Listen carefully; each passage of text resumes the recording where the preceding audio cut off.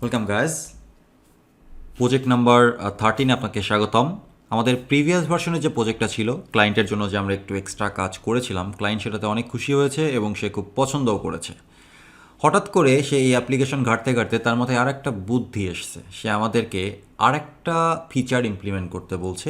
একটা না, অনেকগুলো ফিচার্স ইমপ্লিমেন্ট করতে বলছে, কিন্তু এক এক করে আমরা এক একটা প্রজেক্ট হিসাবে প্রত্যেকটা ফিচার ইমপ্লিমেন্ট করব। সো এইবার আমাদের যে প্রজেক্টটা দিয়েছে আমাদের ক্লায়েন্ট, সেটা হচ্ছে এই অ্যাপ্লিকেশনের সাথে ব্যাকগ্রাউন্ড প্রিফারেন্স নামের একটা জায়গায় আমাকে কাজ করতে হবে।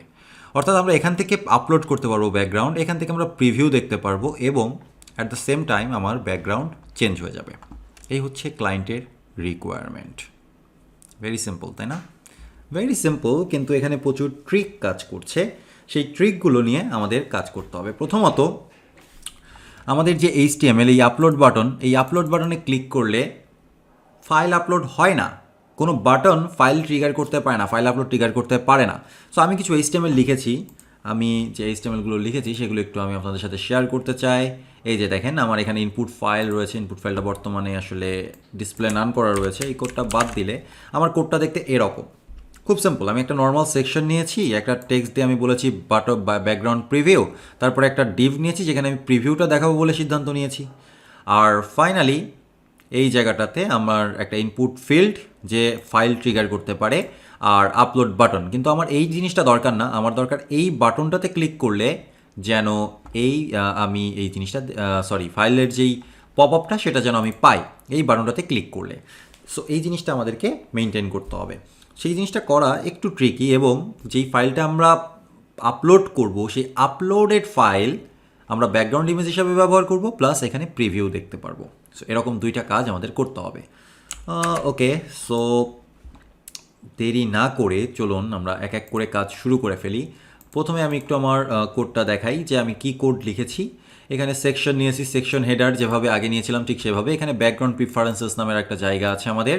ব্যাকগ্রাউন্ড প্রিফারেন্সের ভেতরে আমরা কিছু স্টাইল করেছি। ব্যাকগ্রাউন্ড প্রিফারেন্সের ডিসপ্লে গ্রিড 1FR দুইটা, এই পাশের সেকশনের জন্য আমি কিছু কাজ করব পরবর্তীতে রেখে দিয়েছি। সো আপাতত এরকমই আছে। আর এখানে width 100%, background left panel. Okay, so left প্যানেলের একটা উইডথ দেওয়া যাক, উইডথ 100%। ওকে, আর হোয়াট ইফ যদি আমার রাইট প্যানেলে কিছু থাকে তাহলে কি দাঁড়াবে? রাইট প্যানেলে আমি যদি কিছু লিখে রাখি, দিস ওয়ান হ্যালো। সো এটা অর্ধেক জায়গা নিচ্ছে, পুরো জায়গাটা নিচ্ছে না, মানে সম্পূর্ণ অর্ধেক জায়গাটা নিচ্ছে না। এটা একটু ইন্সপেক্ট করে দেখতে হবে যে কেন এরকম করছে তারা। আচ্ছা, এই যে 1FR সঠিকভাবে পাচ্ছে না। এটা কেন পাচ্ছে না সেটা খুঁজে বের করতে হবে। style.css display grid template columns 1FR সঠিকভাবেই তো রয়েছে, কিন্তু তারপরে কেন নিচ্ছে না? ব্যাকগ্রাউন্ড প্রিফারেন্সেস, এটা হচ্ছে আমার বেস ক্লাস। এখান থেকে আমি style.css এখানে এটাকে আমি চেঞ্জ করে দিই। It's totally okay. Display grid template columns 1FR gap 1rem, okay, no problem. পরবর্তীতে যখন আমি ওটা ইমপ্লিমেন্ট করব তখন সেটা নিয়ে আমরা চিন্তা করব। তারপরে আমার এখানে যেটা রয়েছে সেটা হচ্ছে যে লেফট প্যানেলের কাজ নিয়ে আমরা লেফট প্যানেলটা নিয়েই কাজ করেছি আমরা। এখানে একটা লিড প্যারাগ্রাফ রয়েছে যেখানে ব্যাকগ্রাউন্ড প্রিভিউয়ের কথা বলা হচ্ছে। একটা জায়গা রয়েছে যেখানে একটা ডিপ রয়েছে যেখানে আমরা পরবর্তীতে ইমেজ প্রিভিউ করব। বর্তমানে এই সেকশনটাকে বলা হচ্ছে সেটা। আর তারপরে একটা ব্যাকগ্রাউন্ড কন্ট্রোল নামের একটা সেকশন রয়েছে যেখানে একটা ইনপুট ফিল্ড রয়েছে আর একটা বাটন রয়েছে। সো ইনপুট ফিল্ড বর্তমানে এই অবস্থায় রয়েছে, কিন্তু আমাদের ইনপুট ফিল্ডটা রাখা যাবে না। ইনপুট ফিল্ডটা হেল্পার মেথড হিসেবে কাজ করবে, কারণ ইনপুট ফিল্ড এবং ইনপুট টাইপ ফাইল এটাই শুধুমাত্র ফাইলের এই প্যালেটটাকে ট্রিগার করতে পারে। সো আমরা এটা ব্যবহার করব বিহাইন্ড দ্য সিন। এই বাটন ক্লিক করলে এটাকে ট্রিগার করব, তাহলে এই আমাদের জন্য ফাইল প্যালেটটাকে ওপেন করবে। ঠিক আছে, এই হচ্ছে আমাদের কাজ। এবং আমার style.css এর মধ্যে তেমন স্পেশাল কিছু লেখা নেই, তবে আমার ওই জিনিসটাকে ফাইলের যেই ইনপুটটা আছে সেটাকে আমাদের হিডেন করে দিতে হবে। দ্যাটস ওয়াই আমরা এটাকে লিখলাম যে ফাইল ইনপুট ডিসপ্লে নান। আমার এটা ডিসপ্লে করার দরকার নেই, প্রত্যেকটার আইডি আমার দেওয়া রয়েছে। সেই আইডি ধরে ধরে আমরা এবার ইম্পোর্ট করব। বাট আমি এই পুরো কাজটা করতে চাচ্ছি আলাদা একটা ডম ফাংশনে। ঠিক আছে, টোটালি আলাদা একটা ডম ফাংশনে। কারণ হচ্ছে আমার এটা নতুন ফিচার্স, অবশ্যই আমি এখান থেকে উপর থেকেও পুরো কাজটা করতে পারি। আচ্ছা, যেভাবে আমরা কাজ করে আসছি ঠিক সেভাবেই কাজ করব। এই অ্যাপ্লিকেশনটা তৈরি করার জন্য আমার এইখানকার কাজটাই হচ্ছে আসল কাজ। এই বাটনটাতে ক্লিক করলে যেন আমার একটা ইনপুট ফাইল ট্রিগার হয় বা হচ্ছে ফাইল প্যালেটটা ট্রিগার হয়, সেটা আমাদের সবথেকে বড় কাজ। সো এই বাটনটাকে প্রথমে রেফারেন্স আকারে নেওয়া যাক।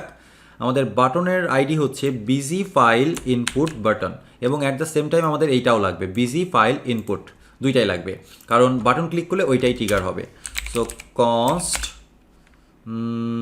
বিজি ফাইল, আমি ভুলে গেছি, document dot get element by ID, এই হচ্ছে আমার BG file input button. Const BG file input button, এরপরে এইটা একটাকে চেঞ্জ করলেই হবে, বিটিএনটাকে কেটে দেই, তাহলে হয়ে যাবে ইনপুট ফিল্ডটা। ওকে, সো আমরা প্রথম যে কাজটা করব, আমরা এখানেই কাজ শেষ করি, তারপরে হচ্ছে আস্তে আস্তে রিফ্যাক্টরিং করা যাবে। প্রথম কাজ হচ্ছে বিজি ফাইল ইনপুটের ইভেন্ট হ্যান্ডেল করা। BG file BTN dot add event listener, এখানে টাইপটা হচ্ছে ক্লিক। এখানে যখন ক্লিক করবে তখন একটা ফাংশন ট্রিগার করবে, এবং এই ফাংশনের কাজ কি বলেন তো? এই ফাংশনের কাজ হচ্ছে এই যে বিজি ফাইল ইনপুট রয়েছে, সেই বিজি ফাইল ইনপুটের ক্লিক করা। সো ক্লিক সরাসরি যদি আমরা ফাংশন আকারে কল করি, তাহলে প্রোগ্রামেটিক্যালি আমরা একটা জায়গায় কোনো একটা বাটনে ক্লিক করতে পারি। সো এবার যদি আমরা সেভ করি, তাহলে দেখবো যে এই বাটনটা আমাদের জন্য প্যালেট ওপেন করছে। এটা একটা ছোট্ট ট্রিক্স। ওকে, সো অসাম একটা ট্রিক্স। এখন কথা হচ্ছে যে এখান থেকে যদি আমি কোনো ফাইল ওপেন করি, তাহলে কি হবে? তাহলে সেই ফাইলটা থাকবে কোথায়? সেই ফাইলটা থাকবে বিজি ফাইল ইনপুটের মধ্যে। তো সেটা আমরা ট্র্যাক করব কিভাবে? আমাদের এর জন্য একটা ইভেন্ট লিসেন করতে হবে বিজি ফাইল ইনপুটের ওপরে। So BG file input dot, এখানে আমরা কি করব? BG file input dot add event listener, এবং এখানেও আমাদের খুব বেশি কাজ নেই। এখানে আমরা চেঞ্জ ইভেন্ট হ্যান্ডেল করব, কারণ ফাইল আপলোড হওয়া হচ্ছে একটা চেঞ্জ ইভেন্ট। এখান থেকে আমরা কি করব? এখান থেকে আমরা ইভেন্ট নিলেও নিতে পারি, না নিলে নাও নিতে পারি, it's totally up to you. আমার আসলে ইভেন্ট দরকার না, আবার আপনি ইভেন্ট নিলে কাজ করতে পারেন, no problem, event dot targets দিয়ে কাজ করবেন। সো আমরা ইভেন্ট নিলাম। এবার আমরা দেখতে চাচ্ছি ইভেন্টস ডট টার্গেট আসলে কী জিনিস এবং তার মধ্যে ফাইলটা কই থাকে। বেসিক্যালি থাকে ইভেন্টস ডট টার্গেট ডট ফাইলসের মধ্যে। সো আমরা কনসোল লগ করি, console dot log event dot target dot files. যখন কোনো একটা ফাইল আপলোড করব, তখন ফাইলসের একটা অ্যারে ইভেন্টের টার্গেটের মধ্যে থাকবে। সো আমরা ইন্সপেক্ট করি, কনসোল এর মধ্যে যাওয়ার পরে এখান থেকে আপলোডে যাওয়ার পরে এখান থেকে আমরা একটা বিজি ইমেজ আপলোড করি। দেখেন এখানে ফাইল লিস্ট চলে এসছে এবং 0, মানে একটা ফাইল আপলোড করছি তাই একটা ফাইল রয়েছে এখানে, ফাইলের নেম, ফাইলের সাইজ, ফাইলের টাইপ, সব কিছু এখানে রয়েছে। সো আমাদের বেসিক্যালি দরকার ফার্স্ট ফাইলটা, const file is equal to event dot target dot files 0। Okay, so এই ফাইল দিয়ে আমরা আসলে কী করবো? এই ফাইল দিয়ে আমরা একটা ইমেজ ইউআরএল তৈরি করব। সো কীভাবে ইমেজ ইউআরএল তৈরি করতে হয়? ব্লব ইমেজ ইউআরএল, সেটা করার জন্য আমাদের ব্যবহার করতে হবে URL dot create object URL নামের একটা মেথড আছে সেটা। So const image URL is equal to URL dot create object URL, এখানে আমাদের ফাইলটাকে পাস করে দিতে হবে। তাহলে এরা আমাদেরকে কি রিটার্ন করবে? আমরা একটু কনসোল লগ করে দেখি তো। লগ ইমেজ ইউআরএল, সেভ করি।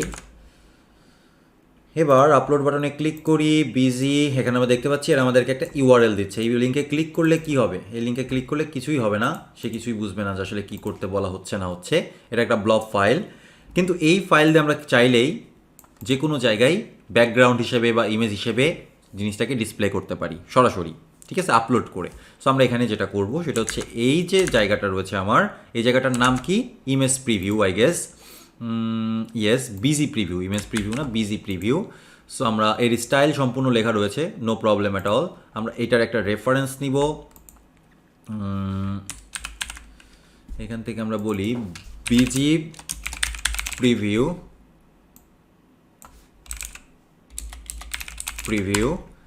আচ্ছা, এখান থেকে আমরা জাস্ট করব কি, বিজি প্রিভিউয়ের মানে ইমেজ ইউআরএলটা এভাবে ব্যবহার না করে busy preview dot style dot background is equal to, ব্যাকগ্রাউন্ডটা আমরা ইউআরএল আকারে পাস করব। সো ইউআরএল ফাংশন, সিএসএস এর ইউআরএল ফাংশন যেটা রয়েছে সেটা, এবং এর মধ্যে আমরা আমাদের ইমেজ ইউআরএলটাকে প্রোভাইড করে দিব। That's it, very much simple. So এবার যদি আমরা এখান থেকে ইমেজ আপলোড করি তাহলে ইমেজটা আমরা এখানে প্রিভিউ দেখতে পারবো। সো আমাদের শুধু এখানে প্রিভিউ দেখলে চলবে না, আমাদের যে কন্টেইনার রয়েছে সেই কন্টেইনারের ব্যাকগ্রাউন্ড ইমেজ হিসেবেও এটা থাকতে হবে। So how can we do that? আমাদের যে index.html ফাইল রয়েছে সেখানে একটা কন্টেইনার রয়েছে, সেই অ্যাকচুয়ালি কন্টেইনার না বডিতে আমরা ব্যাকগ্রাউন্ড হিসাব করেছি সেটা আমরা একটু দেখতে হবে। আমরা ব্যাকগ্রাউন্ড দিয়েছি হচ্ছে বডিতে, minimum height 100 VH, max with. Okay, so আমরা ব্যাকগ্রাউন্ড দিয়েছি, ব্যাকগ্রাউন্ড কালার দিয়েছি বডিতে। সো আমাদের আর কিছুই লাগবে না, আমরা সরাসরি এখান থেকে বলতে পারবো document dot body dot style dot background is equal to, এটারও আমার ইউআরএল চেঞ্জ করে দিতে হবে, URL dollar image URL, save. Okay, so an issue মনে হচ্ছে আপলোড করতে হবে ফাইল আবার। ওয়াও, ডান। যদিও খুব বাজেভাবে একটার পর আরেকটা এইভাবে এসছে, ইটস টোটালি ওকে, কারণ আমার ব্যাকগ্রাউন্ডের ইমেজ নিয়ে কীভাবে কাজ করতে হবে না হবে সেই বিষয়ে কোনো কন্ট্রোলিং করা নাই, কিন্তু অ্যাটলিস্ট আমরা এই জায়গাটায় ব্যাকগ্রাউন্ড ইমেজ দেখতে পাচ্ছি। যদি অন্য কোনো ইমেজ নিয়ে আসতাম, ফর এক্সাম্পল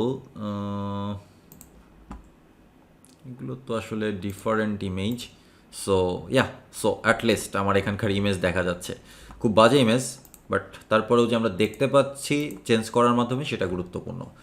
ওয়েল, সো অনেক কিছু আমরা শিখে ফেলেছি, কিভাবে একটা বাটনকে ইনপুট এলিমেন্টে রূপান্তর করতে হয় বা ফাইল প্যালেটে রূপান্তর করতে হয় সেটা আমরা শিখে ফেললাম, কিভাবে ইমেজ ইনপুট ফাইল থেকে সেখান থেকে আমরা ইউআরএলে রূপান্তর করে যে কোনো জায়গায় ব্যবহার করতে পারি সেটাও আমরা শিখে ফেললাম। পরবর্তী লেসনে আমরা শিখব যে এখানে যদি কোনো ফাইল থেকে থাকে, কোনো ইমেজ ফাইল থেকে থাকে, তাহলে একটা ডিলিট বাটন আসবে এবং আমরা এই ফাইলটাকে ডিলিট করব কীভাবে সেটা আমরা দেখব ইন দ্য নেক্সট লেকচার।